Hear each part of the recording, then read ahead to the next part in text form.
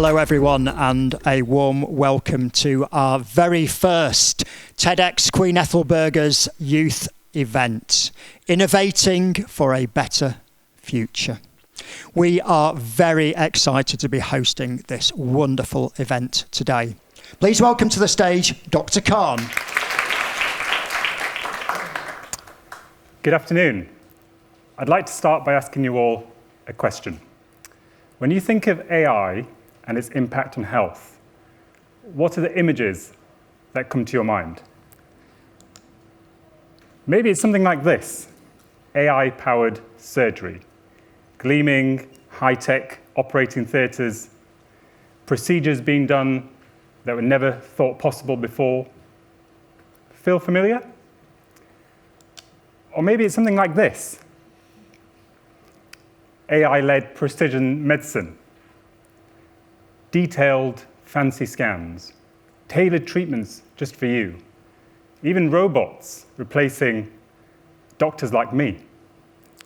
And as an NHS doctor, I don't know whether to be terrified or relieved by that prospect. But if those are the sort of images that are floating around in your mind right now, then you're not going to be far off the mark, at least in some respects, because AI is likely to have a transformative impact on how we deliver care to patients. But as somebody who has seen health from lots of different lenses through my work in seeing patients in the clinic, but also building AI solutions, my work in global health, when I think of how technology can transform health, I think of this. This is a picture of my mum, age 20, taken in 1975. At the time, she was living in Karachi, Pakistan, expecting her first child. She was bright, curious about the world, not much older than many of you in the audience. But as her pregnancy was progressing, it became clear that something wasn't quite right. She began to lose weight. She was thirsty, tired. This was her body warning her that she was developing a condition called diabetes, which if left untreated could be harmful to her and her child. Yet she didn't know what those symptoms meant. She didn't know that she needed to seek help. And although she lived in one of the biggest cities in the country, she did not have access to the type of healthcare that would have picked this up in routine checks. And by the time her condition was diagnosed, it was too late. She was admitted to hospital, unwell, in the final stages of labor. And while she survived, sadly, her first child, a boy, did not. The reason I'm sharing this story with you today is because, to me, it illustrates how our circumstances can influence our health long before we get to a hospital or doctor's clinic. And I feel it's deeply relevant to how we think about the role of technology in improving health. Now, you may think this is a story from a different time, from a distant land. But let me show you something. Only 20% of our health outcomes are related to the medical care we receive. That's right, only 20%. That's all the treatment, the diagnostics, the operations, 20%. And the other 80%, they're due to the circumstances in which we live, our income, our work and education, the state of our housing, whether we have barriers in access to our healthcare. All that adds up to 80%. Does that surprise you? Because it certainly surprised me the first time I saw that statistic. And I wish I'd seen that as the first slide on my first day of medical school. And again, it's relevant to us right here. This is the gap in life expectancy for men between the richest and poorest parts of the country. almost 10 years. For women, almost 20 years difference in healthy life expectancy. 20 years between the richest and poorest parts of the country. And it starts early. For children in the poorest parts of the country, they're almost 3 times as likely to have tooth decay by the time they start school versus children from more privileged backgrounds. Now you may say, what's AI got to do with all this? Well, I think whilst clinical care is very important, if you want to maximize the potential of AI and these emerging technologies, then we must remember this other 80%.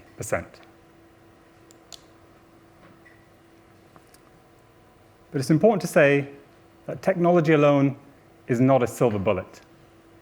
Many of the examples I just showed you are due to deep structural issues in how we set up our societies.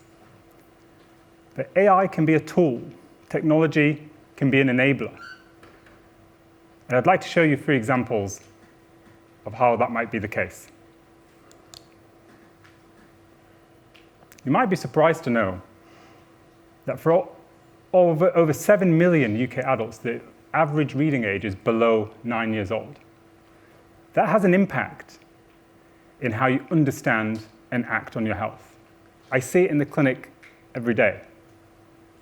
Just look at my mum's story, not understanding that those symptoms meant she needed to seek urgent care. But what if AI could help make health information more accessible?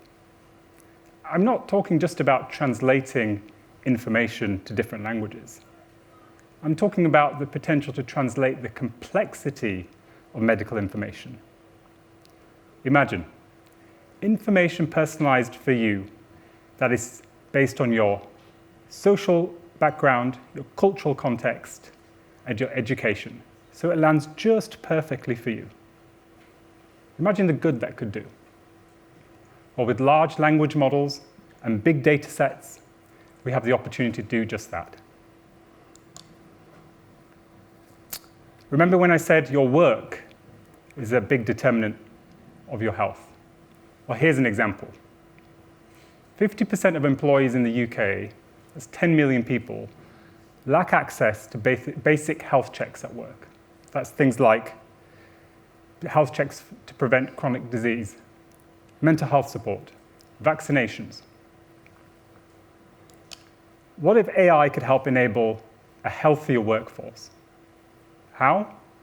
Well, by targeting those preventative health checks to the groups that may need them most, or spotting signs of mental health, distress, and burnout before crisis hits.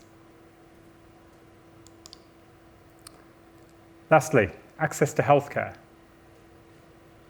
Whilst giving birth in the UK is incredibly safe, for Black women, they are almost 4 times at higher risk dying during pregnancy than other ethnicities.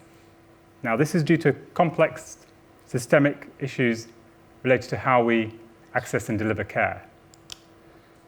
But AI could be a tool to help us understand these health inequalities better by helping us recognize bias and blind spots in care delivery, by identifying at-risk groups so we can intervene earlier, by developing early warning systems that give voice to those who may otherwise be overlooked.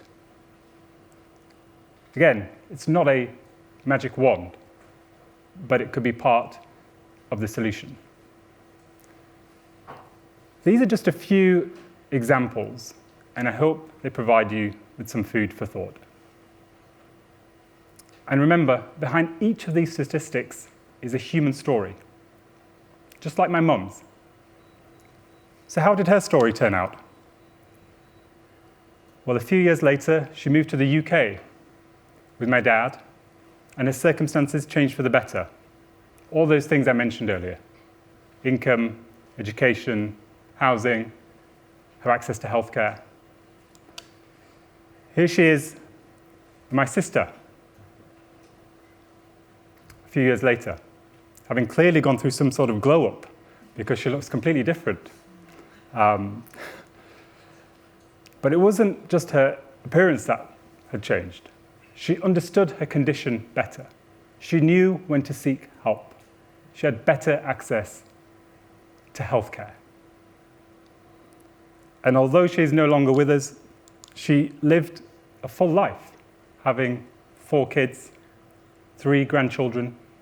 She even used to teach me a thing or two about what it's like living with diabetes as I was going through medical school.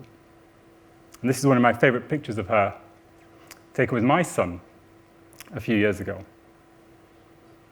So, we are in a super exciting time when it comes to health. Many of you sitting in this audience are going to help shape that future. If you take one message from this talk, it's this: that the promise of AI is not just confined to doctors' clinics and operating theatres. It is much broader than that.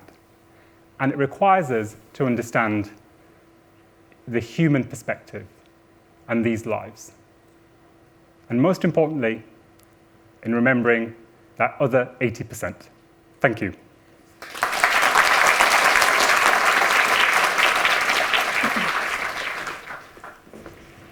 Hi, everyone. Welcome to my TEDx talk. I've always wanted to say that. This is my talk, Dead Body Problem, and I will hopefully be teaching you about the importance of geology when deciding the location of a new cemetery. You might be thinking, why on earth is geology, that's a good pun, why on earth is geology so important when it comes to new cemeteries? But I also would like to raise the awareness of the potential impact that buried people, dead bodies, can have on the environment. So before we start, a quick Geology 101, if people aren't already aware of geology. It's a study of the Earth, its structure, composition, and history. Geologists, like myself, study rocks and minerals that make up the Earth. I want you all to imagine a slice of cake, please. Imagine all those layers of sponge cake are rocks and soil that make up the Earth. The layers at the top of your sponge cake are really soft. They're called our superficial deposits, made of materials like sand or clay. Hopefully everyone's familiar about what sand and clay looks like. And then the deeper you go in the Earth's crust, the harder the rocks become, and they're called bedrock, such as mudstone or limestone. Depending on the properties of your soil or your superficial deposits or your bedrock, depends whether they're any good at holding water. Rocks like limestone with lots of pore spaces, or even superficial deposits like sand, they hold water really well. If you've ever tried to make a vase out of sand, you know that's not going to work. However, clays and mudstone are what we call impermeable materials, and they're very good at, not very good at holding water. So when we have a bedrock like limestone, imagine that as in your cake, that layer is holding lots of syrup. That is our aquifer, and that is where we get our drinking water from, which will become important later. So, as I said earlier, I'm going to be talking about a real-life project example. So I work for a company called Arcadis. I'm an environmental consultant, and one of my clients a few years ago were Wakefield Council. They were wanting to build a new cemetery site. Essentially, their cemetery was running out of room. So it's very important to be able to have cemeteries to honour the dead and such like. However, Wakefield Council approached me, an environmental consultant and geologist, because they knew that you're not allowed to just bury bodies anywhere. You have to choose the site quite carefully. And the Environment Agency have regulations to protect groundwater, aquifers, from human burials. A bit of background about cemeteries. The Environment Agency say that you cannot bury more than 2,500 people per hectare, and you're only allowed to bury 100 people a year. And a little fun fact that you might not know, when we talk about burying people, we often think about being 6 feet under, which is roughly 1.82 meters.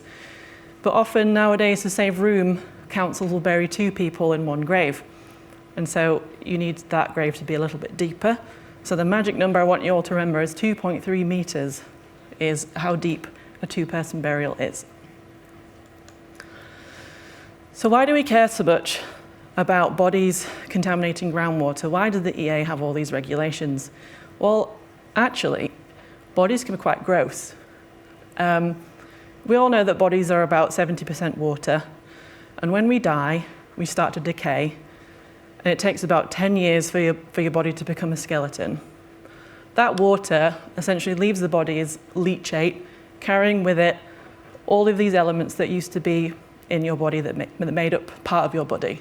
We have all kinds of different elements in there that all together, if you imagine accumulating 2,500 bodies, would cause quite an impact to the drinking water should it get to there.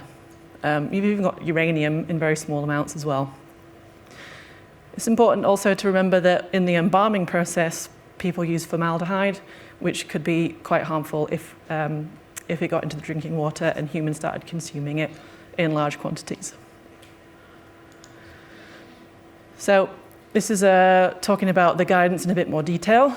So the Environment Agency stipulate that you can't have a cemetery in a groundwater source protection zone. That's essentially a zone or area where it's you have like a highly sensitive aquifer where developments are more restricted to protect groundwater. You can't have a cemetery 10 meters within 10 meters of a field drain, 30 meters of a spring, 250 meters of a drinking water well, and also a bit self-explanatory, you can't really have cemeteries on a flood zone because you don't want bodies floating up and out of your grave. I've got on screen a sort of a worst case scenario geological situation that the Environment Agency would be quite worried about. You've got your grave there at 6 feet under, and imagine, again, you've got your cake. Your soft deposits are made of sand, that's that very permeable material, and underneath that sand you've got a limestone aquifer, which is where we get our drinking water. So that body juice, or leachate you can see, would easily travel through that sand and into the drinking water aquifer. It can also migrate laterally towards your spring and affect the ecosystems there. The EA also stipulate that graves must not be within unweathered bedrock. So in this geological situation, you don't have any superficial deposits, they're just gone. You go straight into bedrock. Number one, it's impractical to bury a body in bedrock. It's super hard, you'll have a difficult time doing that. But also, when we're thinking about aquifers, if you're putting bodies straight into bedrock, you're more likely to be impacting that aquifer straight away.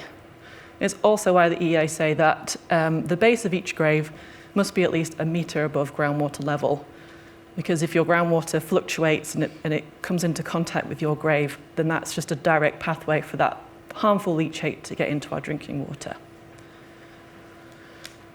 So, back to the council. They gave me 19 sites to look at, to investigate, and straight away I thought it was important to look at what the geology was underneath those sites to figure out what kind of aquifer situation we were dealing with. So I looked at a geological map of Pontefract, which is where the majority of those sites were located. The council wanted the cemetery to be in Pontefract rather than Featherstone, which is down the road, because there's like some town rivalry going on there. So Pontefract it had to be. So this is a very colourful map. About 1% of the population can read a geological map. It's all lovely and nice colours, but they represent the rocks underneath our feet. If you imagine you've peeled away all of the buildings and roads and grass, that's what you would see underneath the ground. They don't look like that colourful, but that's just to help us visualise. So in Pontefract, you have the Pennine Middle Coal Measures Formation, which is the green and grey rocks you can see on screen. Also, that looks like a person, don't you think, in the very top? That's just a bit crazy. Pennine Middle Coal Measures Formation is what we call a secondary A aquifer. It's not as sensitive an aquifer as others. That's probably because, as the name suggests, it's been subject to a lot of coal mining in the past, and that processes and activities can cause quite a lot of disturbance and contamination to the groundwater, so people don't drink water from those rocks. Very interestingly, at the very top we have the yellow sands formation, also formerly known as the basal Permian sands. That's around a 2-meter thick layer of really nice soft sandstone that is absolutely perfect for glass making, which is why Pontefract is really famous for glass making, and we have the town of Glasshoughton nearby.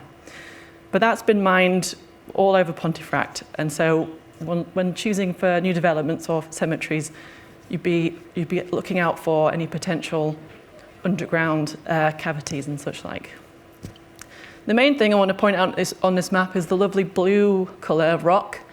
That's the Cadeby Formation limestone. That is a principal aquifer.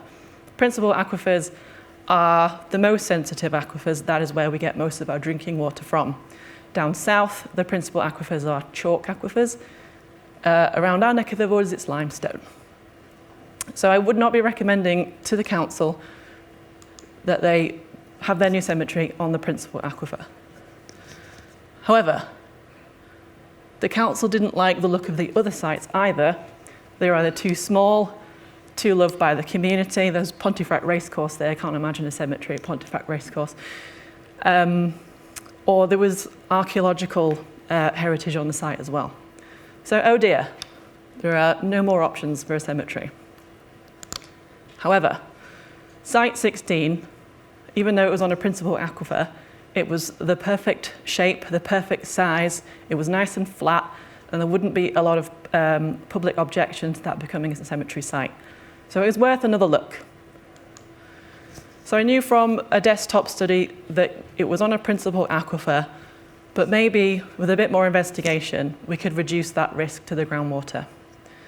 During a desktop study, we found that the site was not at risk of any flooding. There was no source protection zone. There were no wells, no field drains, no springs.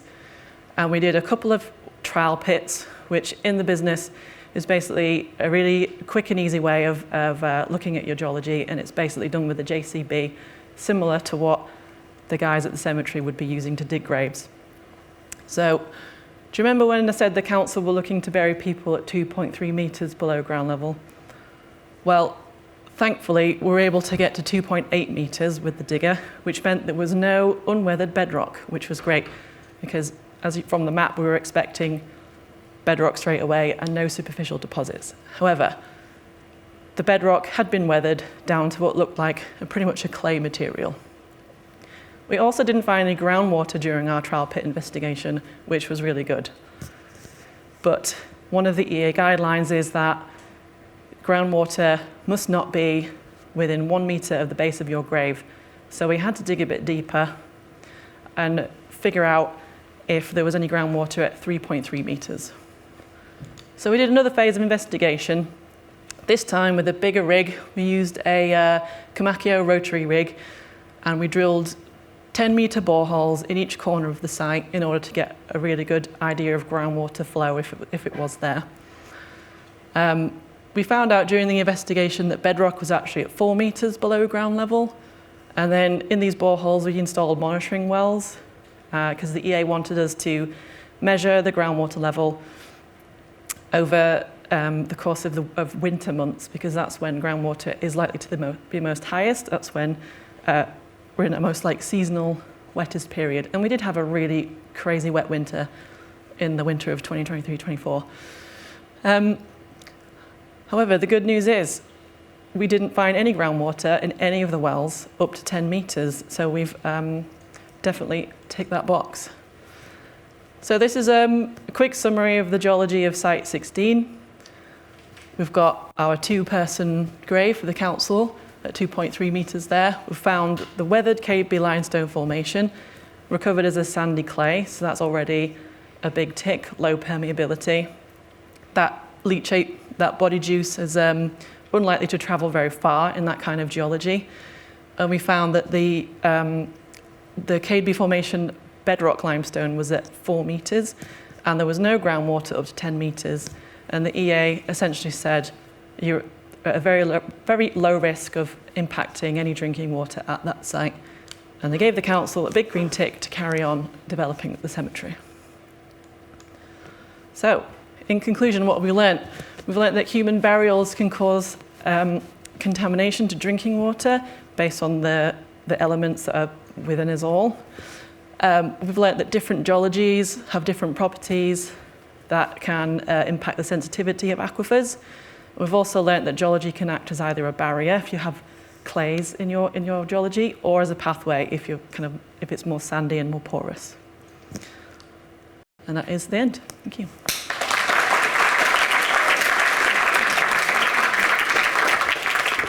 Thank you very much for having me. Very, very kind of you. Thank you. My name's James Turvill. I'm a gastroenterologist at York and Scarborough hospitals. I work for the NHS, and the NHS is all about care, the care of patients, the care of people. But it's also about innovation and research. It's about thinking towards the future, thinking about how we can make things better. And for me as a gastroenterologist, I think about innovation within that area. So I'm interested in people with diseases of the digestive tract. That's everything from the gullet, the stomach, the small bowel, and then the large bowel, the colon. And today we're talking about an innovation in the colon. So unfortunately, people get diseases of the colon, and we need to diagnose these early. If we can do so, we can prevent the disease from causing harm to that person. Then there's two diseases in particular that I spent a lot of time trying to diagnose early. The first is bowel cancer. Bowel cancer is important to diagnose early. The other thing about bowel cancer is that it takes a long time to develop, 5, 10, 15 years maybe, and there's a pre-malignant, a benign stage, a benign phase to the development of bowel cancer. And this benign phase is called polyp or polyp disease. And if we can find polyps early, we can take them off, remove them, and prevent the cancer from forming. So we spent a lot of time in this space trying to diagnose polyps and cancer. For younger people, such as yourself, there's another disease that we're also really interested in diagnosing early to prevent harm, and that's colitis or inflammatory bowel disease. This is a condition that causes pain and diarrhea and bleeding. And to prevent it from doing harm, we need to diagnose this condition early. So these two conditions need a lot of work for us to diagnose, and we use a fantastic innovation, in fact, a fantastic technology called colonoscopy to make those diagnoses. And the colonoscope is a flexible tube with a light source on the end. It's maneuverable and steerable, and it has a channel within it, so you can pass instruments through it, take samples, and do microsurgery through the colonoscope. We do a lot of colonoscopy in the UK, perhaps up to 1 million cases a year. But colonoscopy is not perfect. It can miss some disease. It's resource intensive. It's expensive. It takes a long time to train in colonoscopy and to expand colonoscopy services. And for others, it's really not a very nice thing to do or to be done to. It's uncomfortable, painful, often very painful for women. The whole intrusiveness, invasiveness is unattractive to many, and perhaps enough to prevent people from coming forward and saying that they're ill when they should. The other big problem, as I've already perhaps outlined, is that there's a mismatch in the UK between,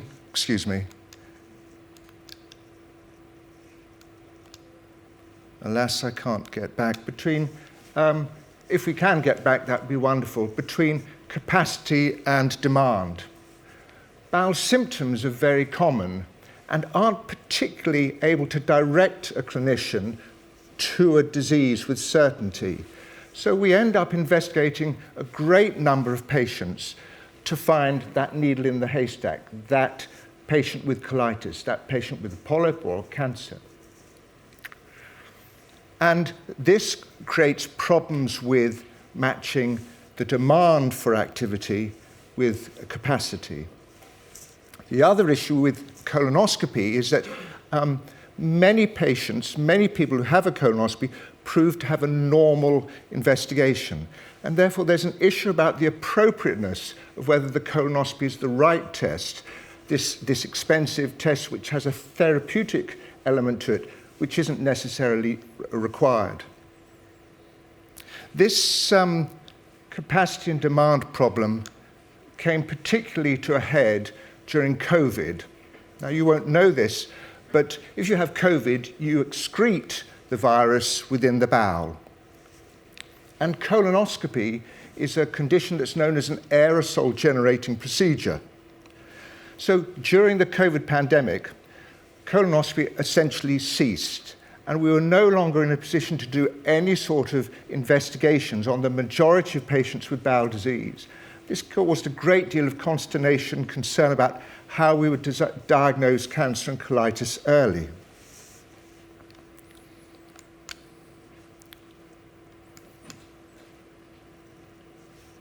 If you were able to advance that, it would be great. Thank you. The NHS England very far-sightedly looked around for technologies to use in place of a colonoscopy and came up with colon capsule. I have one here. I don't know if you can see it. It's a pill, a camera and a pill. It's plastic with smooth ends, a light source at either end, and it takes photographs, dozens of photographs a second. You swallow it. It passes through you, through the intestine, hits the colon, and takes photographs all the way around the bowel, and then it goes away, as they do. You wear a belt, and the images are sent to the receiver on the belt, and at the end of the test, the receiver is downloaded onto a computer and read, and you've got the report of your examination. Now, capsule technology had been around for a long time. We've used it in the small intestine for a long time because you can't get there with a telescope. But no one in the UK, forgive me, that's not true, no one in England was using it on colonic examinations really at all up until COVID. And what the NHS did in England was set up a pilot to see whether colon capsule endoscopy would be a solution for this lack of colonoscopy. And really at speed, through COVID, 55 sites in England set up a colon capsule service. And they asked us at York and Scarborough to evaluate that pilot, to conduct a study to see how well colon capsule was working in real life with real patients. And this is all breaking news now because the paper is just about to be released. We recruited 5,000 patients to have colon capsule, and we compared that with 5,000 patients who had colonoscopy to see how well it worked. We now know for the first time that colon capsule is liked by patients, that it's safe, that it's accurate, that it diagnoses these diseases that we're interested in, and that it creates the capacity in the system that we were interested in. So this has been a really pivotal journey to explore through the horror of COVID that the NHS undertook to explore this new technology to see if it would work for us. I want to just, that's not quite the whole story, and we need to think about other elements to it. And I wanted to show you a video clip now. This is provided by the company who make the capsule. They're called PillCam. They've kindly let me have this. I just want to show you this little clip, see what you think of it, and think about the pros and cons of colon capsule. It's not a perfect test. There's some challenges. Just have a think as we go. Oh, excuse me. Do you think you... Great.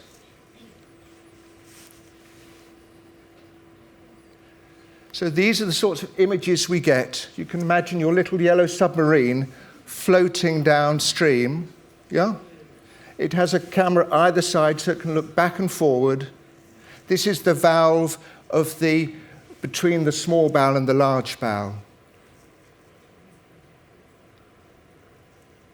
So this is a real person, real images. And you see a problem there? You see? That's an early cancer. That's what that looks like.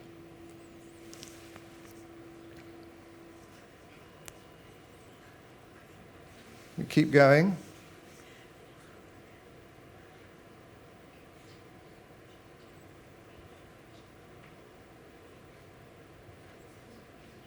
Little polyp there. Yeah?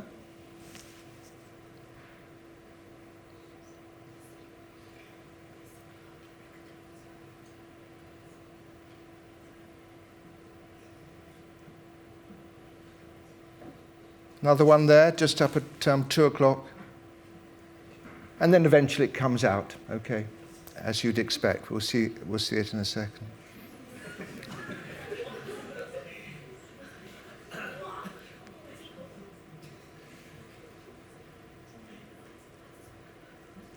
Here we go. And then I think it stops, doesn't it? But you'd see it then goes white. So, can you sense both? So, whilst we know that it's accurate, can you sense the good and the bad of the colon capsule? The first is that it's much less painful, much less invasive, much less horrible than a colonoscopy. The capsule just follows the natural pattern of the bowel. But you need the bowel to be completely cleaned. You see that? It floated through water. And of course, usually it's not water in the bowel, it's other stuff. So you need to be well enough and disciplined enough to clean the bowel out completely. The other thing is the battery can run out. Yeah? If it stops midway through, you're only going to see half the bowel. And the fourth issue is, well, what's the point? If you find something, you're going to need a colonoscopy anyway to take a biopsy or to remove it. So it's not yet absolutely certain that it's the right test. And this is where we are now. We're post-COVID. We know it works well, but we need to find out how capsule works in the real world, complementing our diagnostic services and working with colonoscopy to get the best for our community. And that's that's this next stage of what we're trying to explore. And indeed, that's what I'll perhaps be able to come back in a few years to talk to you about that as the results come through. But there are three issues that capsule allows us to think about when considering the broader diagnostics picture. The first is that it provides the patient, the sufferer, the person with symptoms, the person who needs to be investigated, with choice. And for some, the capsule will be much more attractive than a telescope test, where you're pushing this scope through the bowel, causing a good deal of pain. The second is that colon capsule is scalable. It can be expanded at speed to provide additional diagnostics capacity. You don't have to go to a posh endoscopy unit like the one in York to have a colon capsule. It can be sent to you, and you can have it in the privacy of your own home. So there's that freedom, that autonomy is very powerful. Because the capsule results can be downloaded onto a computer, they can then be sent up into a cloud and read elsewhere. So we can train other readers from all over the world to read capsule to increase that capacity. And the third issue is the environment. Capsule has the potential to be much greener than colonoscopy. So for the future, we're trying to pull these elements together and work out within the NHS, within the UK, how capsules place, where it sits, and how it can help for diagnosing cancer, polyps, and colitis for the future. And that study is called ColoCap, and it's just kicked off this year. It's being run by York and Scarborough hospitals, and as those results come through, perhaps I'll come back and see you again. Many thanks for listening. Thank you very much for the introduction. It's very exciting to be here. Tend to talk a bit quickly when I'm a bit overexcited, so bear with me. So yes, that's me. I did a mechanical engineering degree, and I worked in the aero engine sort of business. I've been at Leeds for quite a while, and the nice thing about being at Leeds is that I've had various roles.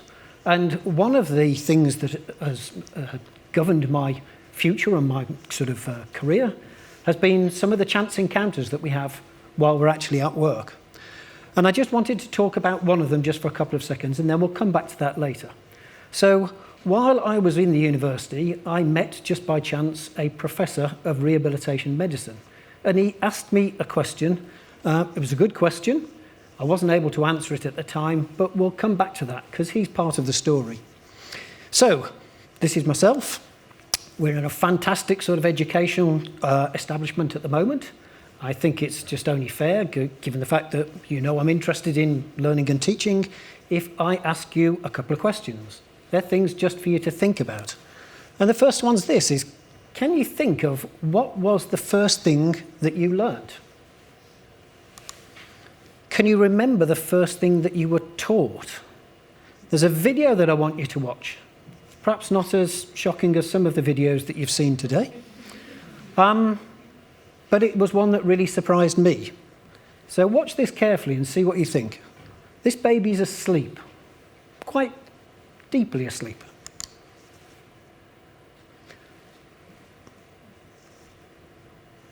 Every time I see that, it makes me jump. And it used to make me jump when my kids did it as well, when they were that age. This is a reflex called the Morrow reflex. It's a reflex where the babies seem to make some sort of erratic movement, so the hands go out like this. But just bear in mind, just the position of that baby's little finger. Just for the time being, keep that in mind, and we'll go forward. So, what is it? Well, it's a reflex, and the interesting thing is babies start with this reflex when they're still in the womb. So at about 25 weeks, that's when we notice that this reflex starts to take place, and actually it disappears when they get to the age of about around about 3 to 6 months, something like that. But the interesting thing is, when babies are born, research has shown within the very first week of being born that they can modify that movement. So they're already thinking about, they're already doing things. Their central nervous system is adapting, and they're learning how to control what they're doing. And they're learning by doing something. That's enough about the babies. I want now to give you a bit of a challenge, something for you to do. Now, it's pretty dark in here anyway, but what I want you to do is to have a go at this. I want you to close your eyes, put your hands in front of you, then with your finger, move your finger towards your nose. Don't touch your nose. I just want you to see how close you can get. If you touch your nose, you've got to start again. So with your eyes closed, move as close as you can. You can have a look to see how close you are. Open your eyes. You can have a look to see how close everybody else is. Now, don't you find it amazing that you can do that really accurately without being able to see what's going on? How do we actually do that? Well, actually, we do that because our arms have got sensors in them. We don't have to see what's going on to know what we're doing with our arms. How does that work? It works because of something called neuroplasticity. As we adapt and as we do things, our sensors send signals back up to our brain, and our brain is constantly sending out signals to our arm, telling our arms to move, or our legs to move, or our mouths to move and to make sounds. So, I want you to think about not necessarily doing something with your eyes closed, but think now about how you might learn a new skill. So perhaps it was something like, I don't know, playing tennis or playing the piano. Now, you wouldn't expect to be able to sit in a classroom and read a book or watch a video on YouTube or anything like that and then suddenly be able to do it. We all know that for some skills, we have to do it We have to learn by doing things. And it's that mechanism of reinforcing those pathways within our brains that take us from being able to do something reasonably well to being expert at it. So when we're looking at how we learn things, and this is something that I'm particularly interested in as a result of being a teacher, sometimes in psychology they give you a new task to do. They'll say something like, have a go at sort of tapping your head and rubbing your tummy and see how long it takes you to learn that as a skill. But I've got something now, going back to that video of that baby, that I want you to try, just to see how it can be very frustrating to try and learn how to do something when you don't have those neural connections. So I think most people are used to doing a scissor movement and moving their hands like that. And we all saw that baby do this. So if you've had a misspent youth and probably been watching too much Star Trek like I did, you probably can do it like that as well. But one of the things I've been trying to do is do what the baby did and just move your little finger. So try holding it, keep your 3 fingers together and moving that little finger. Some people find that quite easy, some people find that really difficult. I started doing that because I thought I'm going to do this talk and I'll think of a task that I haven't been asked to do before. And that's what made me think of it. I haven't practiced at all on my left hand. So now I'm going to try and do it with my left hand. And it's sort of there if you try it. But can you do it the same way as you do with a scissor motion? So I'm still not particularly expert at it, but you can see practice makes perfect, if you see what I mean. So imagine what it would be like if one day you've just forgot how to move your arms or how to move your legs or even how to speak. And perhaps forget isn't the right word, but what happens if you were unable to recall those pathways? Is this something that's likely to happen? If it did happen, would you have to spend another 3 years learning just how to walk, things like that? Well, you'll be pleased to know, for if you're young and you're fit, then the chances of this happening are pretty small. But it can happen. Within the older population, there's things called stroke. And when people have a stroke, it's because there's a lack of oxygen that goes to part of the brain. And that part of the brain then gets damaged. You can see the statistics up there. It's quite a big problem, and it's a problem that's increasing as well. For young adults, brain injury that really leads to damage to the brain is usually caused more by trauma, things like motorbike accidents. But again, whenever you damage parts of your brain, sometimes that has knock-on effects in terms of whether you can move your arms and legs. So sometimes people report having difficulty moving their limbs, and they feel that the problem was in their limbs. When we're trying to do a task like this, I might think that the problem's in my finger, but these aren't. These are within your brain. So, how does this get resolved if people find that they've had this? So, we have something called rehabilitation. And sometimes people have rehabilitation because they have a problem with their joints or with their muscles. But we're talking about how to retrain your brain. So when your brain gets damaged, neuroplasticity means that you can relearn those skills. But remember the bit about the sensors. So while your brain is trying to control something, it's sending signals down to your arm, and then it's getting signals back from the sensors when you move. And that cycle of sending out signals and bringing the information back is called feedback control. And it's something that we can do without even thinking about it. But in robots, things like this tends to be a little more tricky. So, this is the situation we have. Thousands of people need to relearn some skills. The neuro-rehabilitation requires physiotherapists to do it. We tend to think about sending out a signal and wait for our arms to move, and when it doesn't happen, the physiotherapist can move it. So they're artificially sending those signals back to your brain as you're sending signals out, requiring you to move. And that form of trying to get that cycle going is what neuro-rehabilitation is about. Now, in the NHS, these are limited. We have a limited number of physiotherapists, and their focus is usually on those people that have got problems with mobility, getting people up and moving, getting them out of their beds, getting them ready to go home, where they can be in an environment where they can pick up their physiotherapy outside of a hospital. But the research has shown us that the physiotherapy that people do, we need to do more of it. And to be effective, we need to do it more intensively and have more time for doing it. So this is where the story comes back to my chance encounter with someone called Bipin Bhakta, who at the time was working in rehabilitation medicine. And he knew I was interested in teaching and learning. He knew I was interested in dynamics and control. He knew I'd set up some of the robotics at Leeds work that we were doing. And he said to me, well, could you build a robot that would help this task, to help us deliver more physiotherapy to people that are in this situation?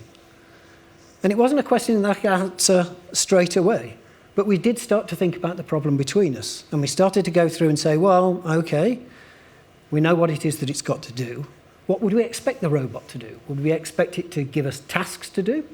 Would we expect the robot to help us do the tasks, to get this flow of signals going out and signals coming back? Would we expect it to do the same task over and over again, or would we want to try and make it a bit more interesting? Most people don't complete their physiotherapy.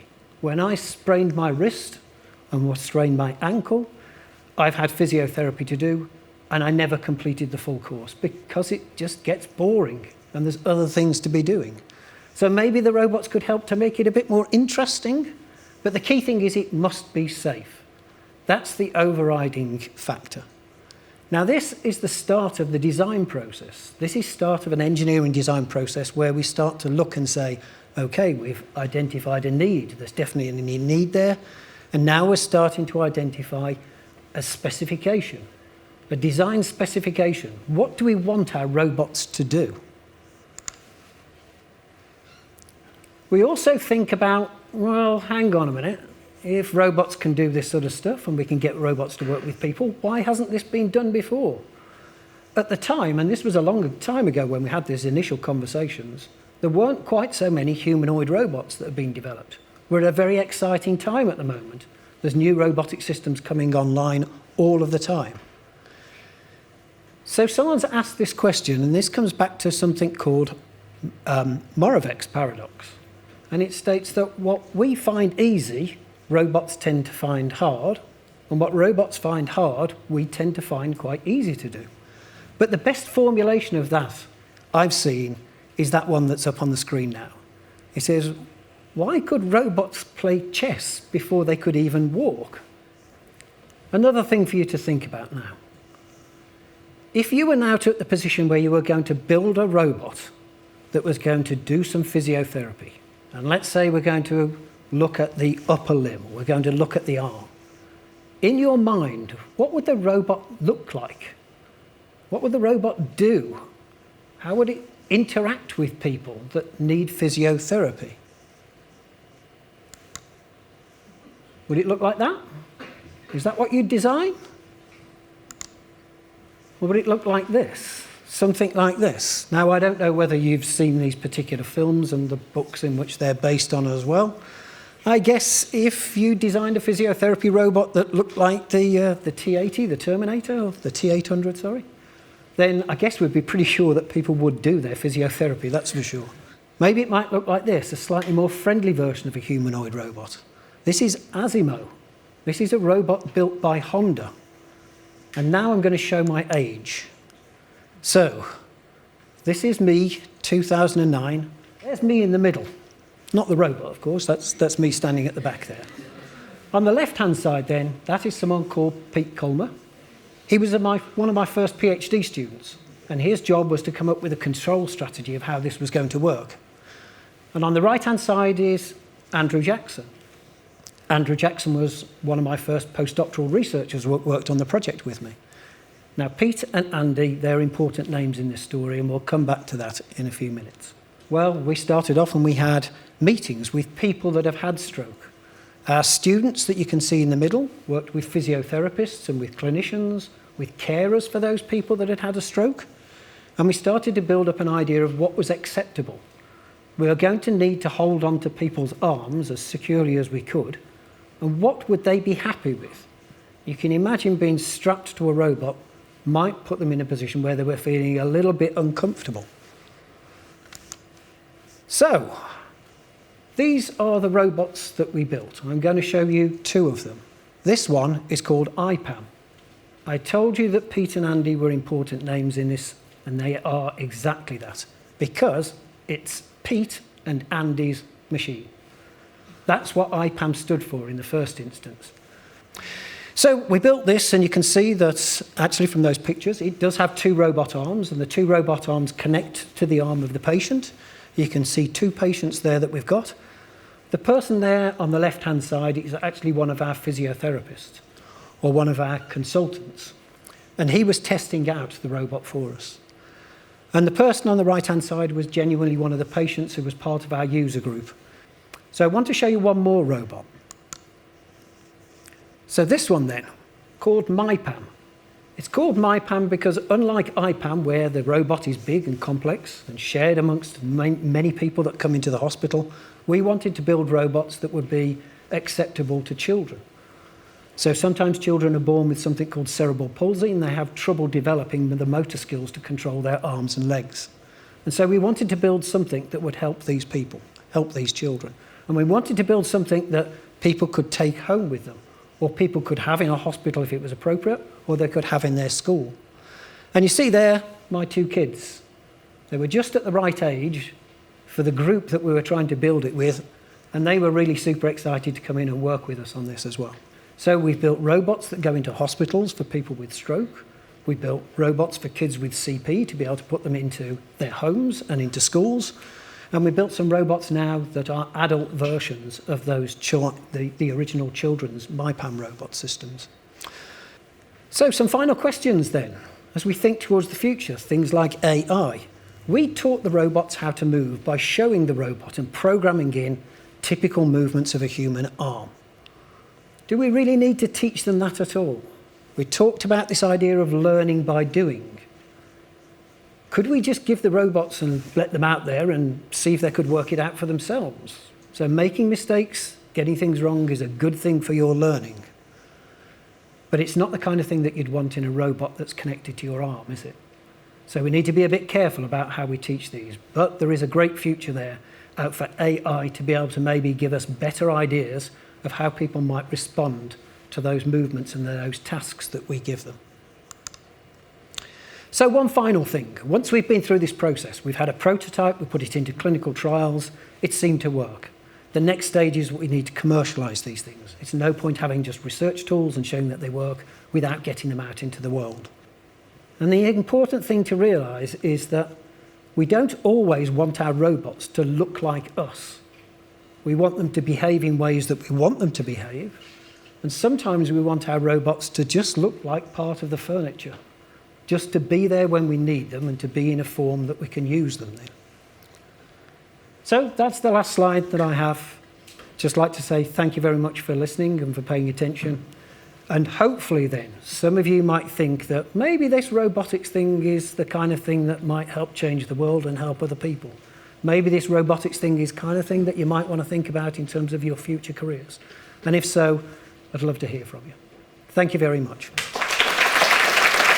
So, welcome everybody to part 2 of our TEDx Queen Ethelburgas youth event.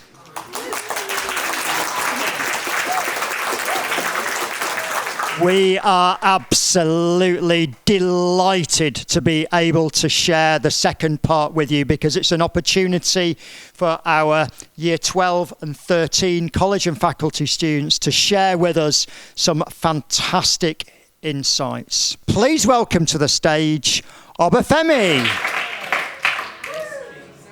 All right, let's start with a quick survey. Raise your hands if you've ever heard of cryptocurrency. Now, keep your hand raised if you actually understand how it works.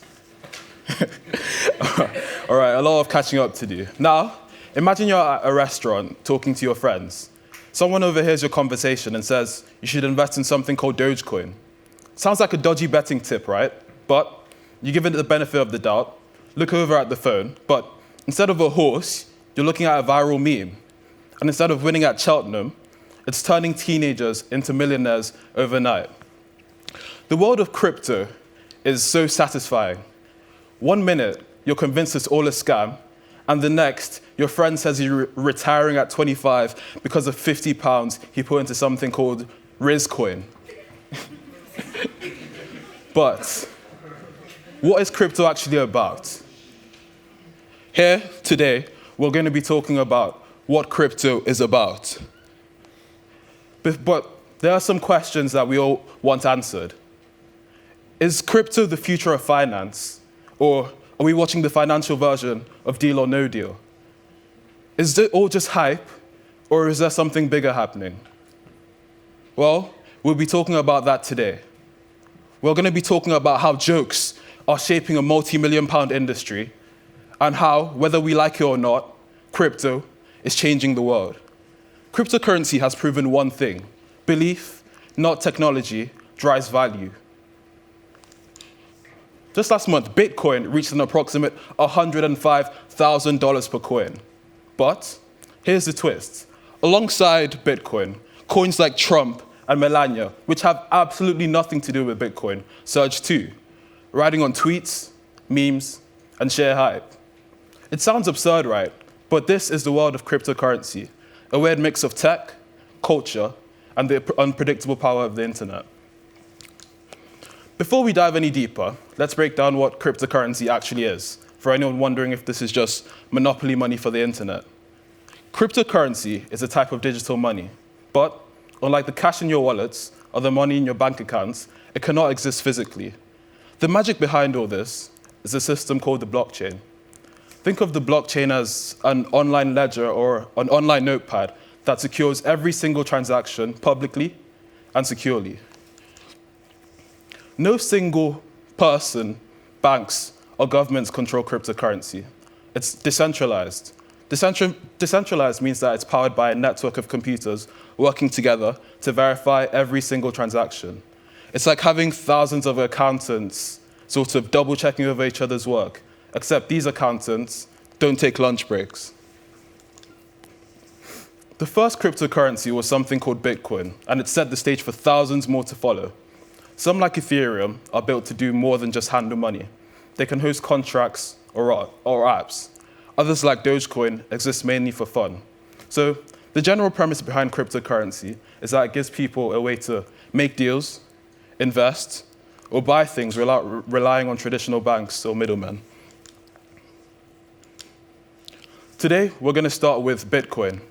Bitcoin is sort of the grandfather of cryptocurrencies. It's like the cool kid who went to college early back in 2009. Bitcoin started off as this nerdy tech experiment, a digital currency free from banks and governments. It was all about rebellion, sort of like a financial Batman fighting centralized corruption. Fast forward a couple years, and Bitcoin is now this mature, responsible adult. People call it digital gold, and hedge funds refer to it as the new stock market darling. But despite all the hype, did Bitcoin actually get any better during this time? The price shoots up when the internet says, yay, Bitcoin, and plummets when someone sneezes on Wall Street. Take last month, for example. Bitcoin surged to an approximate $105,000 per coin. That's crazy. Did anything happen to Bitcoin during that time? No. The price just increased. So while Bitcoin might be wearing a suit and tie these days, behind the scenes, it's still that unpredictable phenomenon, riding the waves of hype and belief. And then we have meme coins. This is the weird side of things. Meme coins are cryptocurrencies that regular people like you and me can go online and create. Meme coins like Dogecoin, for example, started off as literal jokes. Their creators never expected them to go anywhere. But the internet had other plans. Tweets from people like Elon Musk and relentless support from platforms like Reddit turned meme coins into a global sensation overnight. Coins, more recently, we've had coins like Trump dominate the scene. Launched by the president of the USA, Donald Trump himself, Trump coin reached an approximate $11 billion market cap. But these coins aren't fueled by any groundbreaking innovation or real utility. Their price is driven entirely by culture, humor, and social media hype.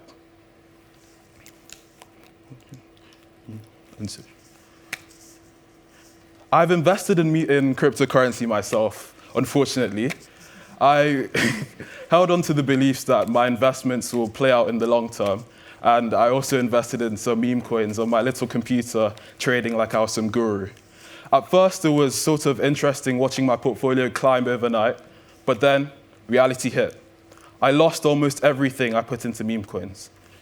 It taught me that the crypto world is sort of like a financial roller coaster. The drive up can be fast and entertaining, but the fall can be just as steep. It's taught us that not everything shiny has value, and sometimes the joke's on us. But beyond personal losses, there are bigger concerns. Some meme coins like, what's it called? Oh. Some meme coins have been accused of being pump and dump schemes. This is when influencers like Logan Paul, KSI, them sorts, influence coins or create them, hype up the price, and then sell off all their holdings, leaving everyone else with the remnants of the coin when the price is down low already. It's unpredictable, unregulated, and unethical. So, what does this actually all mean? Bitcoin, meme coins, and cryptocurrency in general are proving that they're not all just about money. They're social experiments. They show us the power that belief, trust, and community hold in today's financial landscape. But they also reveal our vulnerabilities.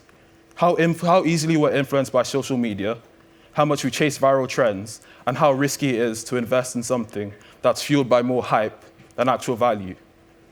So, here's a question I want to leave you all with today. Are we building a lasting financial future, or are we just chasing the next viral trend? Bitcoin has proven that decentralized currencies can work, but meme coins remind us that not everything shiny has substance. For me, the lesson has been clear. The crypto world is exciting, but it's also unpredictable. It's a world where jokes can be worth millions of pounds, but if you're not careful, you might be the punchline. Thank you. Well, today, I want to start by asking a few questions. Do you work hard? Do you have aspirations in the future? Well, do you try to be a nice person? Just think about these questions for a bit. I know most of you will say yes, although we might not be one, but we still want to be one. But have you ever questioned why? Ever questioned, why bother? What is the meaning of all things? You know, achieving an A grade in your exam is not easy. Working hard in a company is not easy. So why are we doing painful stuff? Why are we trying to achieve something that might not even report us back for some nice achievements? Well, this is nihilistic thoughts. Think about it. It's philosophy concept. I'm not going to go into deep the philosophical concept, but I'm going to tell you how it applies to our world and our life. Basically, nihil, it actually took me a long time to figure out the pronunciation, but nihil or nihil is both acceptable, and nihil came from the Latin word. It means nothing. Nihilism is the concept that life lacks of inherent value, purpose, or meaning. Essentially, I've got some data from Reddit, and for the old people in the room who might not know, Reddit is a social platform that everyone can post their ideas, and then we can discuss about it. Well, for the past 6 years, the subreddit Nihilism has experienced a 5-time growth. Why is this? People started to pay attention on nihilism. Why are we paying attention on nihilism? Why is people feeling that everything is meaningless nowadays? Well, in fact, from my perspective, one big impact is that number of people counting themselves as religious has fallen. In the United States and UK, it has fallen by almost 30%. Well, why does this affect nihilism then?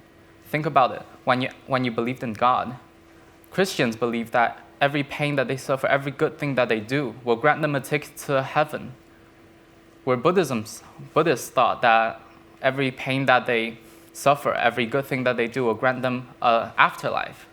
But when people stop believing in God and turned into science, people feel like dying is the end.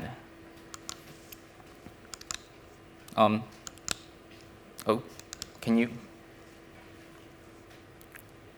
please go back?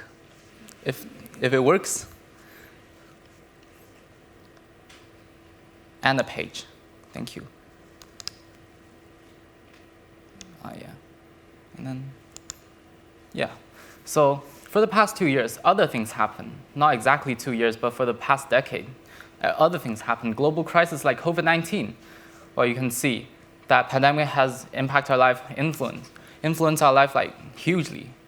We can't go outdoors, we have to wear a mask. Well, we have to buy toilet papers. And technological advancements, these days we have a phone, we have an iPad, all these things that we can be so close to each other physically, but we can, go on our phone and on different websites watching different stuff and just be mentally so far away. And economic uncertainty. Well, for the past 10 years, exactly, there has been less jobs. The unemployment rate has been increasing. And all these makes people panic because humans always put hopes into the future. By getting a good grade in my exam, I expect that I can get into a good uni. By getting into a good uni, I expect that I can get into a good job. But what if it does not happen?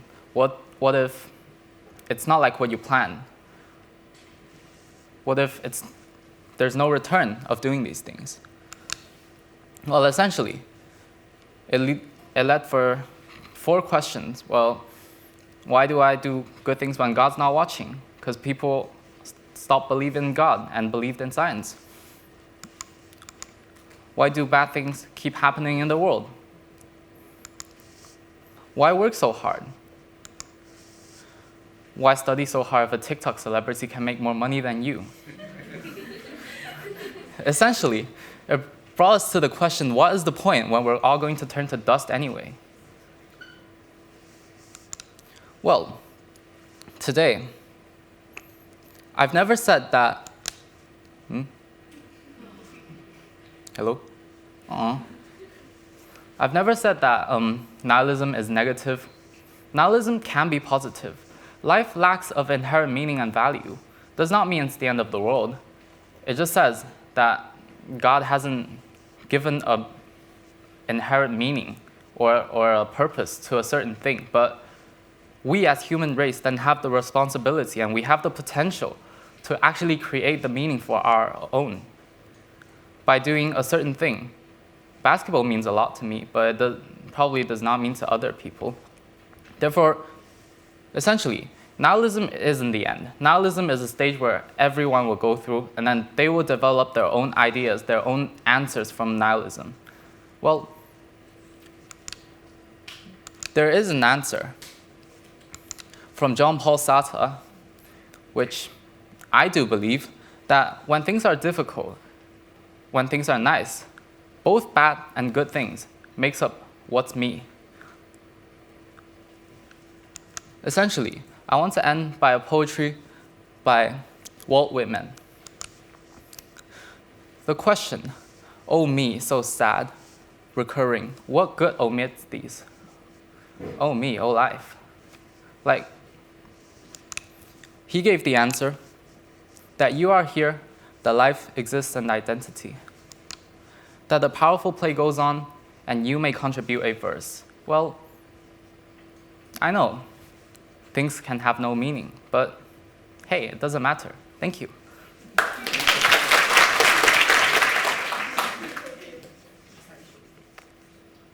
Imagine a world unlike ours, a world governed by simplicity and restriction.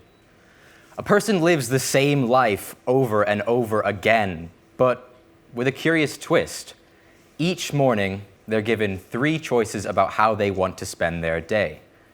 Will they have toast, porridge, or eggs for breakfast? Will they wear their blue shirt, gray sweater, or black jacket? Will they take the number 52 bus, walk to work, or cycle?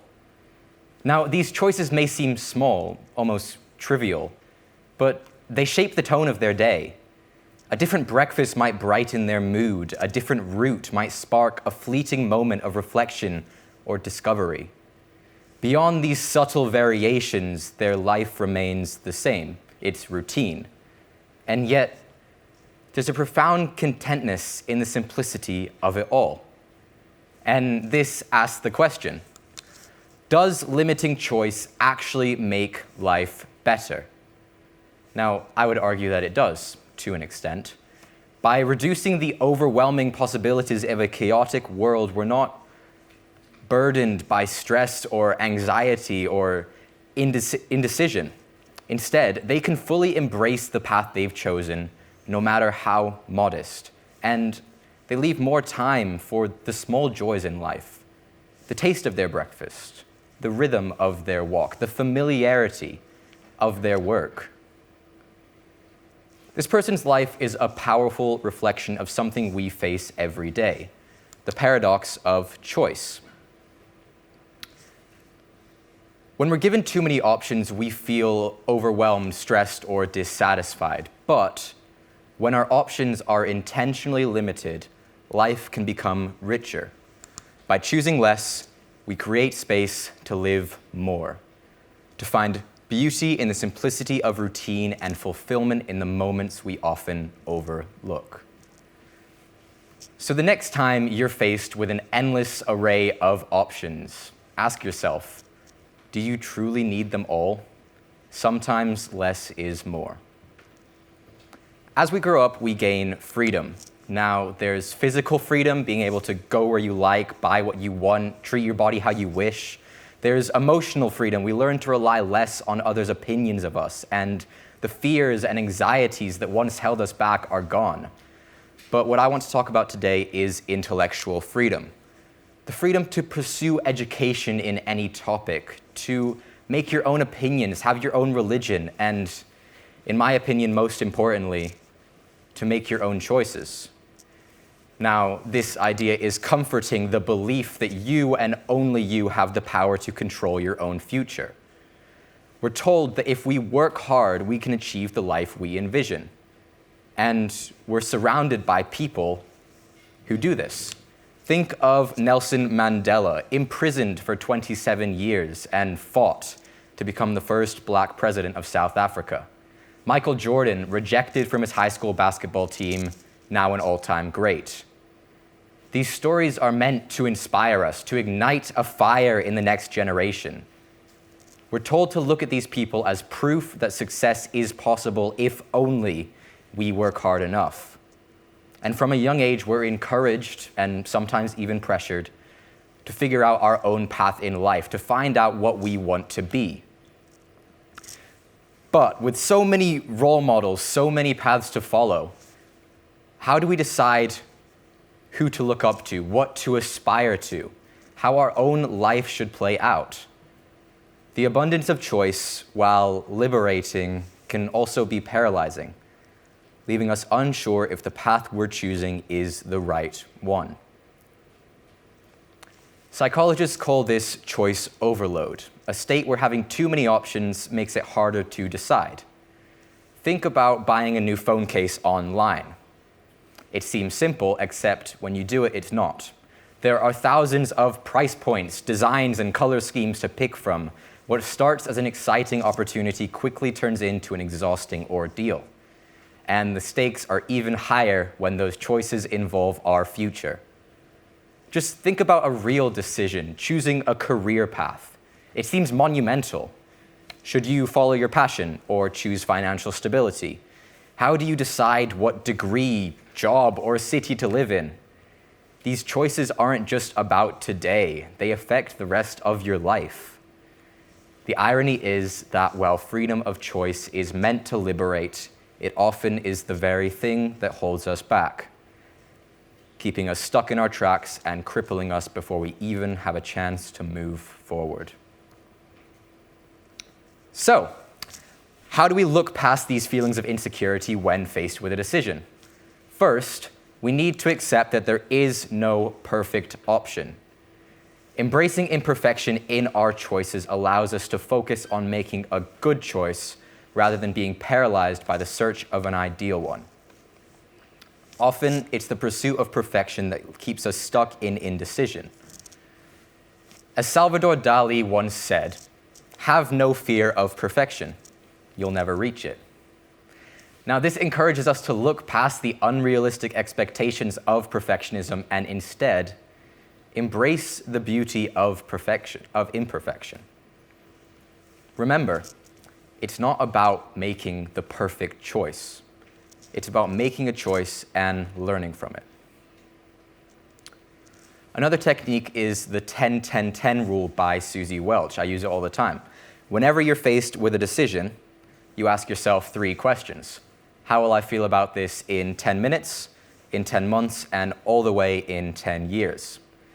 Now, this allows us to overlook the immediate emotions we face when having to make a decision, and instead focus on the long-term outcome, whether it's something simple like getting a haircut or something more complex like a university. Nowadays, in the digital age, the internet is an endless stream of conflicting advice, resources, and data, often leaving you more confused than informed. So, limit your resources, set a timer, focus on a few trusted sources, and you'll be well on your way to making clearer, more confident, quicker decisions. But what if the next website you were about to click on had the ideal answer to your question? Or what if the next person you were going to ask was going to tell you the perfect thing? This is FOMO, the fear of missing out. But I'm not going to tell you about that. The truth is, no one can experience everything. By shifting our perspective from what we're missing out on to what we're gaining, we can become more content with the lives we've made. We live in a world where we can do anything if we truly want. Millions of opportunities will arise throughout our lives, each one tempting us to stray down an unknown path, challenging us to grow and better our character. But life is short, and the reality is that no matter how much we want to do it all, we can't. Some dreams will remain unexplored, and some doors will close before we even realize they were open. And I hope you'll take this away from my talk. Self-fulfillment doesn't come from endless deliberation or the fear of missing out. It comes from embracing the choices you do make and committing to them wholeheartedly, with everything you've got. There's too little time to weigh every option, to endlessly judge. At some point, we just need to act. Building character and crafting a life you're proud of takes time. It requires triumph, failure, and regret. But each choice, each experience shapes you into the person you're meant to be. And one day, when you look back on who you were, I hope you'll feel a deep sense of pride. Not because you did everything, but because you embraced enough. Enough to live, enough to grow, enough to find joy. My dad always tells me, run as if your hair is on fire. And to me, this isn't about panic or urgency. It's about passion. It's a reminder to dive into life with energy, courage, and purpose, and not let fear or hesitation hold you back. So make a choice, fight for it, and trust that you'll end up a better version of yourself. Thank you. I'd like to ask you all a question, and I'd like a show of hands, please.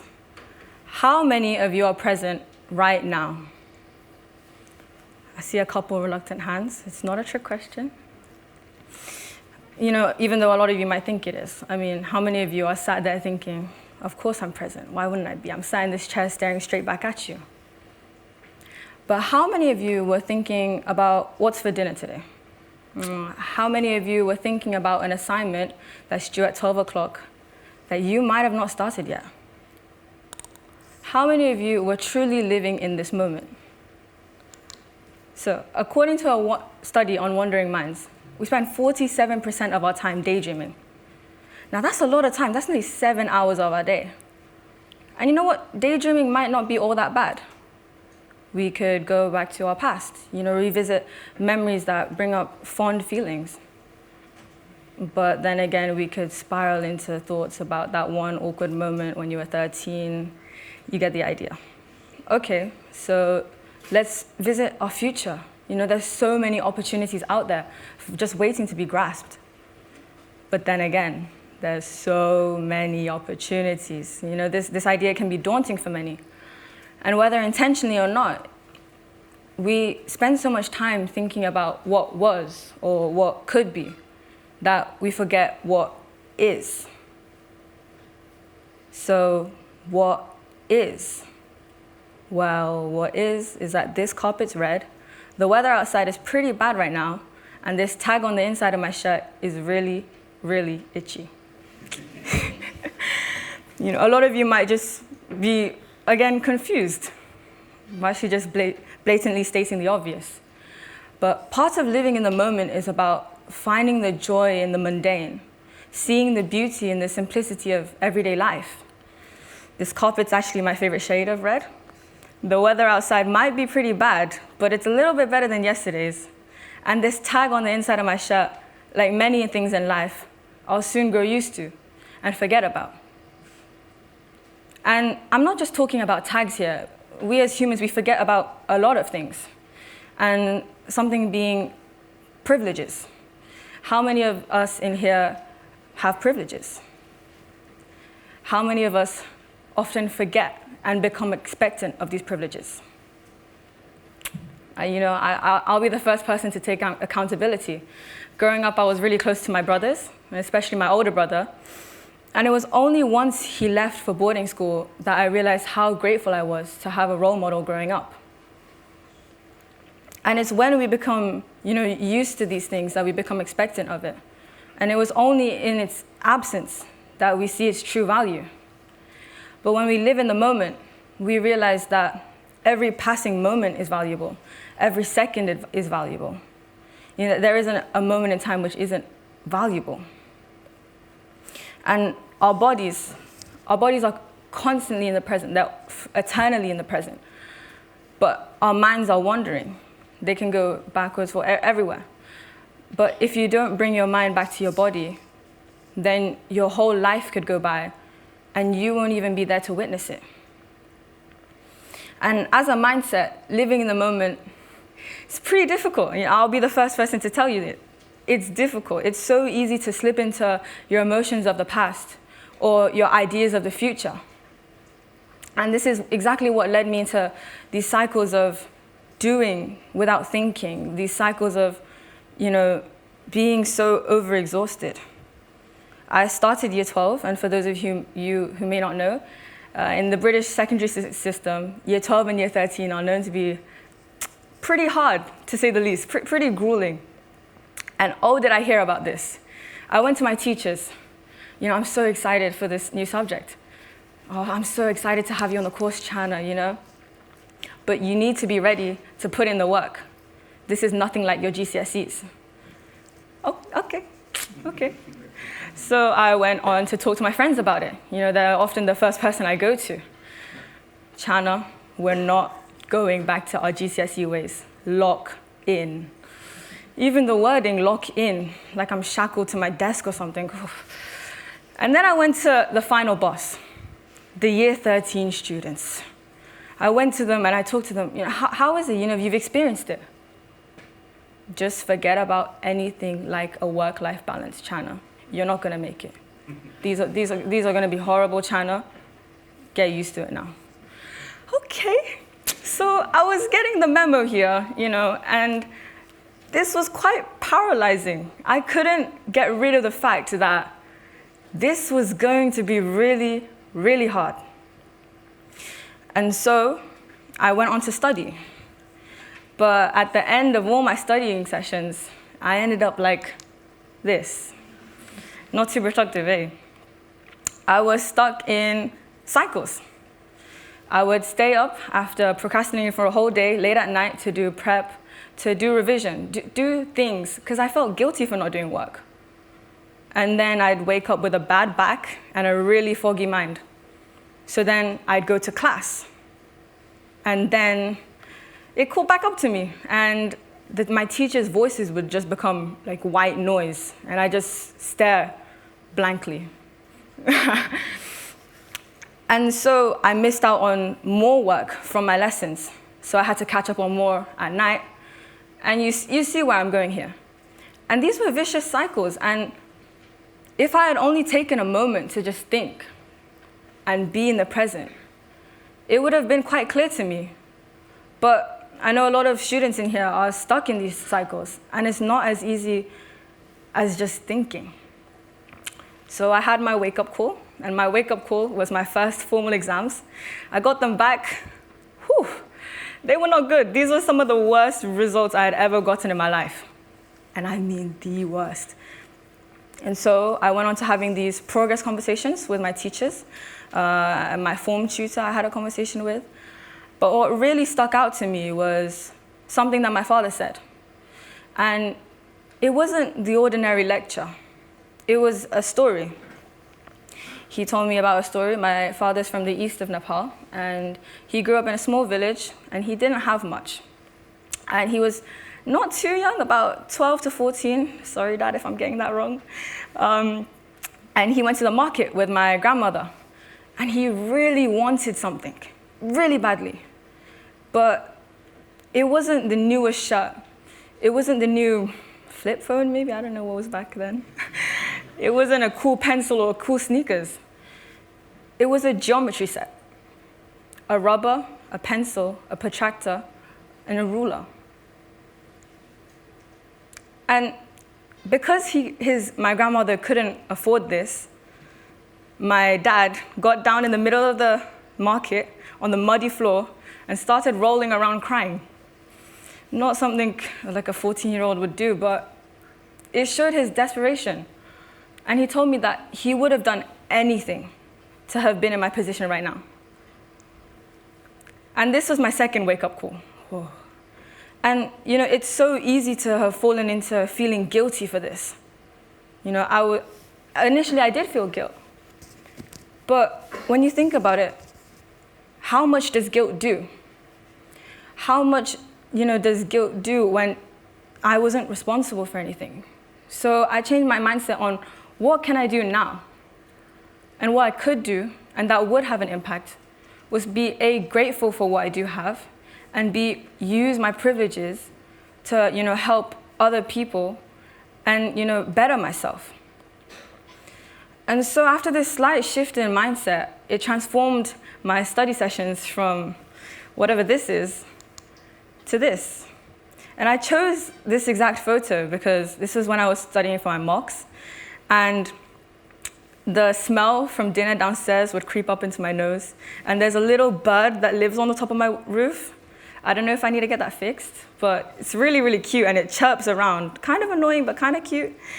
And the sunset would be there. And in these study sessions, I was the most aware of where I was, what I was doing, and why I was here. And it was in these sessions where I, A, had the most fun, and B, got the most work done, and, most efficiently. Now, a lot of you might be thinking, well, it's change in mindset, It can't just be from one story. What else did you do? And I would credit a lot of this journey to journaling. No pun intended. And journaling was a way of self-help, self-therapy. It's a way to spit out everything that you want to say but can't. And journaling can be used really wherever you want and however you want. You can use it to plan. You can use it to reflect. Now this next one, a lot of you aren't going to like, and it's putting the phone down. How many times have you been on your phone looking for something, gone into the room, and forgot why you're even there? You get so entrapped in this virtual world. But when we reduce our screen time and put our phones down, you get to see what's really in front of you and take it all in for how it is. And lastly, this last step is probably the most important for me. It's something you can do anywhere, at any place, and at any time. And that's meditation. And so I'd like to share with you a meditation that I found very useful. So slowly, I want all of you to close your eyes. And shift your focus to your breath and use it as an anchor for your thoughts. Taking a deep breath in, holding it for a beat, and releasing.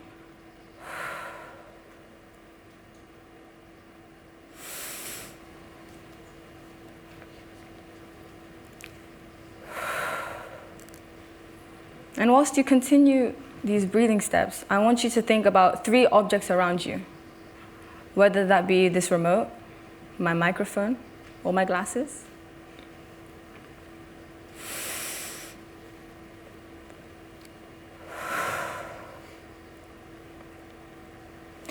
Now I want you to name 2 things that you are grateful for right now, whether it be the person next to you,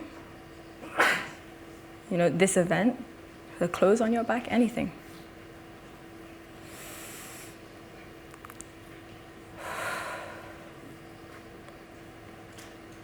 And now lastly, I want you to set yourself one intention for the rest of the day, one goal to complete. Whether it be doing the laundry that's been sitting in your room for about a week, or that piece of prep due at 12.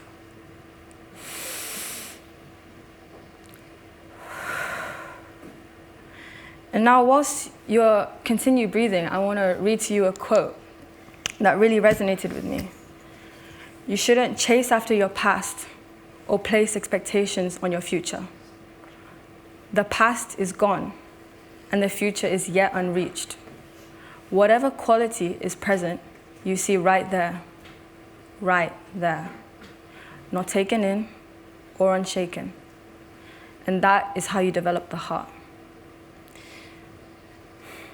And now once you feel ready, I want you to regain consciousness, come back to me in this moment.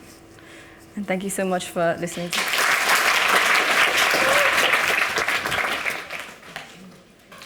So, as I begin, I just want everyone to think of one person, right?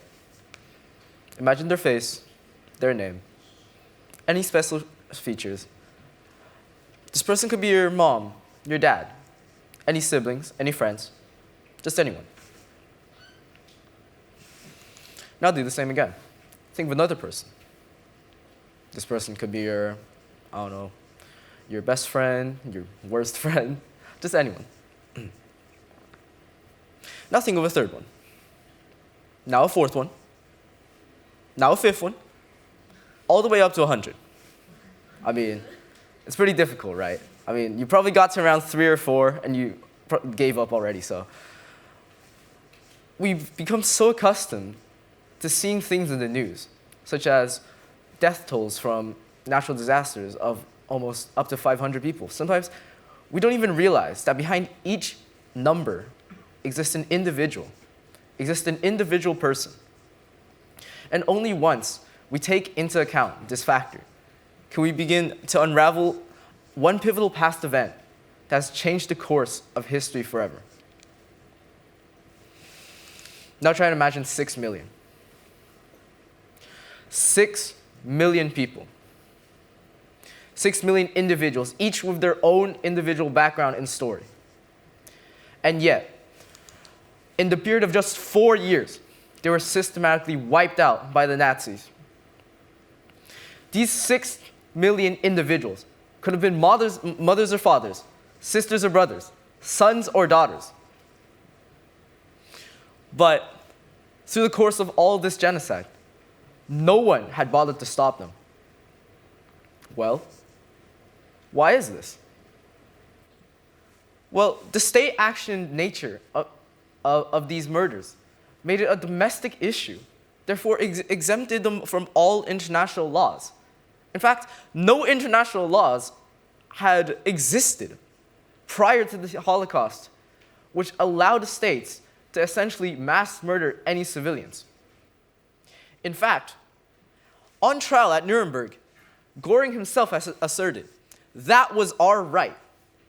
We were a sovereign state, and that was strictly our business. That the deporting and genocide of Jews was a strictly business of one sovereign state. It's absolutely disgusting. And yet, this was not even an isolated instance. Just 20 years earlier, the Ottoman Empire similarly embarked on another genocide. A genocide of Armenians, claiming over 600,000 to 1.5 million lives.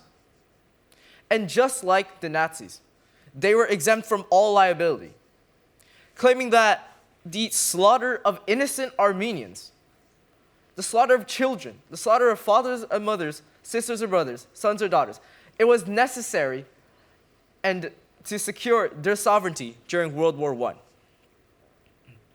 Clearly, there was a problem. That states would be entitled to mass murder any civilians within any of their territory, also being absolved of any consequence. And so only through the mass murder of millions of people did the world finally understand that something had to be done. And so, 78 years ago, the Nuremberg trials finally ended after nearly an entire year of proceedings.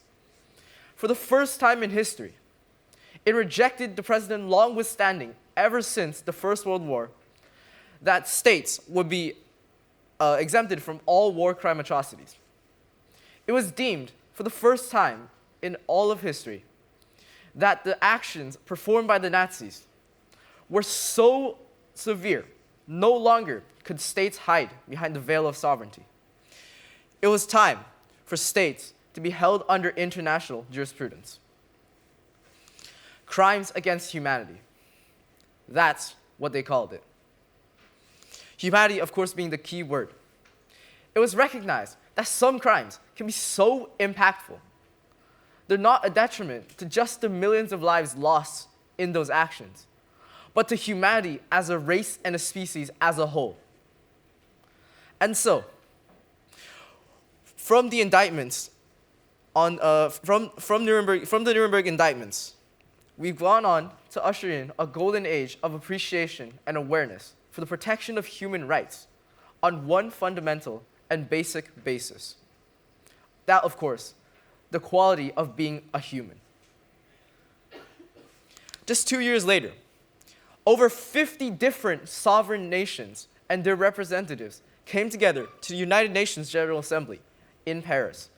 Their aim, to declare a set of universal principles attributed to human beings all over the world. What they produced was a Universal Declaration of Human Rights, a set of 30 articles describing what rights human beings have, no matter where they went. These articles, according to Article 2, are with distinction of any kind, whether it be sex, language, religion, national social origin, or any other status. At its core, in Article 1, states that every human being is born free and equal in dignity and in rights. More importantly, Article 3 states that everyone has the right to life, to liberty, and to security. This was it. The ultimate safeguard to protecting our individual liberties against the tyrannical governments of the world. Violations would transcend domestic jurisprudence. In fact, it'll go directly to the International Criminal Court, where it's a special judiciary created specifically to trial crimes against humanity or other crimes that are decided that harms humanity, essentially, yeah. And so, with the promotion of internationalism through the United Nations, a set of 30 clear and direct articles signposting our rights, and an independent judiciary court to trial violations of said rights. Clearly, it is recognized that our rights warrant international intervention. However, we must never forget the dark path that took humanity to where it is. These people suffered in place of us. They died in place of us. Only through their suffering was humanity finally able to surpass and overcome the darkest period of our lives. Or so we thought. We are in fact yet to stray away from our dark past. This is a picture of the Rohingya Muslims in Myanmar. It's been documented since 2016, a mass persecution of this group of people, and it still ensues till this day. Over 40,000 lives have been lost, and yet, just like the oh-so-distant tragedies of the past, it lacks any sort of international intervention. Well, why is this? Once again, we ask, does it really necessitate another Holocaust-level genocide of over 6 million people for the world to finally pursue further action? Is it a question of method? Whether or not gassing people is more extreme than simply putting bullets in them? Or is it a question of scale? Maybe if the government killed more people, up to 6 million instead of 40,000, does the world finally recognize that, oh, we need to do something? Well, these questions are all funded by a lack of enforcement on part of our rights. Whilst, yes, the articles exist stating directly that our rights, what our rights are. Yes, the UN exists, a group of international representatives all over the world. And yes, the International Criminal Court exists. However, what use are they if mass suffering still is being perpetrated? Or even worse, it's being excused. In fact, out of the 196 different countries in this world, only 34 today recognizes that 600,000 to 1.5 million lives were lost due to the Armenian genocide. Our rights were created from the cause of suffering, from the cause of human suffering, and yet it lacks any sort of enforcement, leading to its detrimental effectiveness. Therefore, I would like to conclude by saying that our rights, albeit it's cemented in print, it still ultimately is fragile in nature. It can be characterized by simply one thing: its mere existence on paper. So therefore, what's to stop any governments, or even anyone, from simply tearing it up? Thank you. Hello everyone, and welcome to my TEDx talk about Hopecore. So, imagine it's 1996, and you're a teenage boy coming from the middle of the mountains. Let's name you Steve. Your dreams, your ambitions, your hopes drive further than these outposts. And so for the next 9 months, you're sent to the most brutal training camps to become part of the world's most feared army units, the Gurkhas. Now, Gurkha soldiers originally come from Nepal, and they serve nations internationally. For example, the British Army. And Steve, like many others of his peers, trained in these vicious battles. And determined to become a Gurkha, he traveled 17 hours, 16 minutes, and 33 seconds to the beginning of his hope. So, what is Hopecore? Well, Hopecore actually comes from the influence of social media. For example, Instagram, TikTok, Reddit. It's where people post photos, videos, quotes to help them feel invincible. But Hopecore's principles are timeless. And an example of this is Steve's journey. Growing up, Steve wasn't as fortunate as some of you may be here. But he decided to change it all. He decided for the next 2 years, he was going to train every day. He woke up at 4 a.m., ran for miles, carried water every single day. Why? Why did he do this? Well, he did this because he believed that if he endured the pain, he could have a bright future for his family. Now, first, you had to pass the first stage, which consisted of a weight and a height check. You had to be 52 kgs or under, within the height range of 5'2" and over. And then Steve passed into the second round. Now, this is what we call the regional selection. This is where the qualified people would assess you. And many of the physical challenges, such as completing 70 sit-ups in under 2 minutes. And on top of that all he needed was just a year 8 required passment. But finally was the make or break it moment. He made it to the final stage in Pokhara. And it didn't matter how much training you did. If you had a medical illness, you were cut, no second chances. So picture this, a crowded room full of people praying anxiously that their name wouldn't be called out for rejection. The doctor called Steve. He was brought into a room full of nurses and machines. They measured every inch, every measurement. And finally, the doctor said, "You're good to go." Now, this is proof that hope paired with action can become something transformative. But the hardest challenge was yet to come. The DOCO test. The test that requires you to run up 4.2 kilometers uphill, carrying 26 kgs of sand. This was a test of strength, speed, and stamina, and a race not only with yourself, but with your mentality. 48 minutes, that's all they had.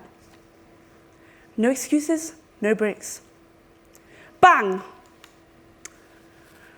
The race started. Steve started at a steady pace. But all of a sudden, he felt his lungs, his legs start to tremble. They started to burn.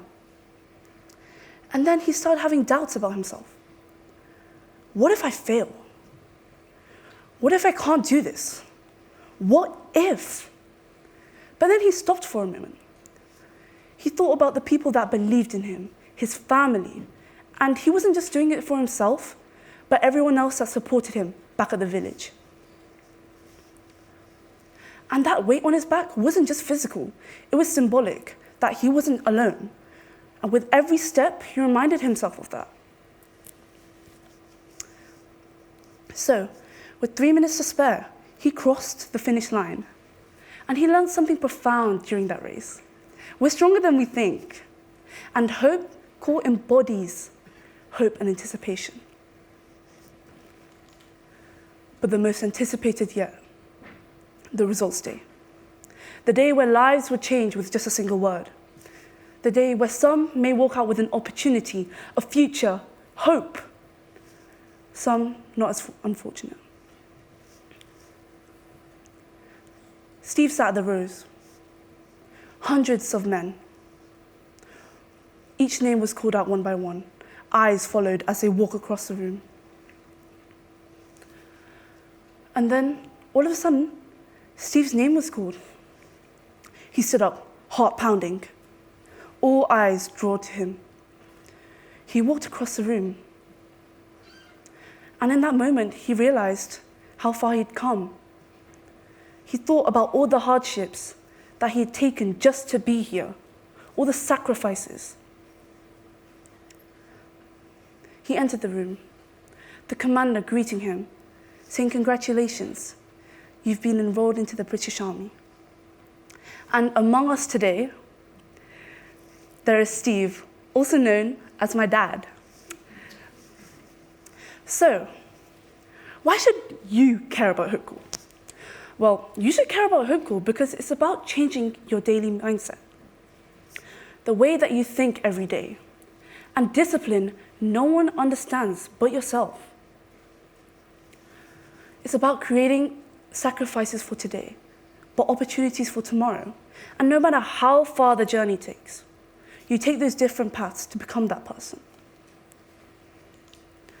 Relief, pride, fear, and hope, they all embody Hopecore. And my father's journey of coming so far showcases that he was unstoppable, a 17-year-old boy traveling 5,000 miles just to reach his dream. So, believe in these better days, even if you can't see them yet. And when you embody Hopecore, you become a force of nature that no one can defeat.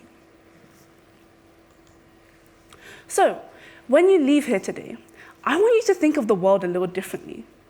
Treat every challenge as a prologue to your success. See every failure as a way to grow, because you're not defined by what happens to you, but how you rise. Namaste. Thank you.